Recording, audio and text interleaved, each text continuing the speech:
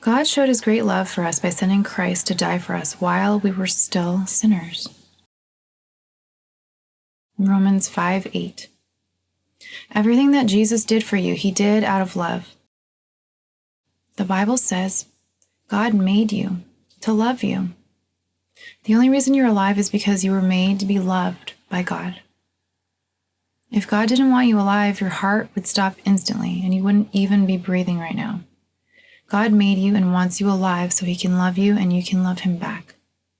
God didn't just say he loved you, he showed it. The Bible says God showed his great love for us by sending Christ to die for us while we were still sinners. Romans 5:8. It says while we were still sinners. Before I even knew God or knew I needed God in my life, Jesus died for me. There's a myth that says, I've got to clean up my act before I can come to God. I've got to get it all together. There are a few things I've got to get right in my life first, and then I'll come to God. No, you come to God with your problems, the good, the bad, and the ugly. It's like when we brush our teeth before we go to the dentist to have our teeth cleaned, or when we wash the dishes before we put them in the dishwasher, or when we pick up the house before the maid gets there. Why do we do this? God says, no, you don't have to clean up your act. Just bring it all to me. Bring me all your problems. I have all the answers. Come as you are. The Bible says he will send down help from heaven to save me because of his love. Psalm 57:3.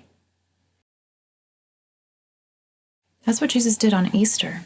He sent himself from heaven to save us because of his love. So, you can bring your problems to God because he has the answer.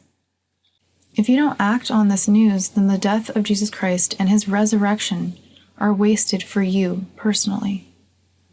It makes no difference in your life. You may recognize the gift, but you still have to receive it. You will be saved if you honestly say, Jesus is Lord, and if you believe with all your heart that God raised him from death. God will accept you and save you if you truly believe this and tell this to others. Romans 10:9 and 10. God is not asking you to make a promise you cannot keep. God is asking you to believe a promise that only he can keep.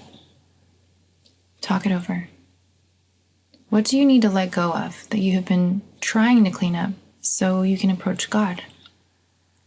What does Easter mean to you personally? How does celebrating it draw you closer to God? How does your life reflect the extravagant love God has for you and that you have accepted?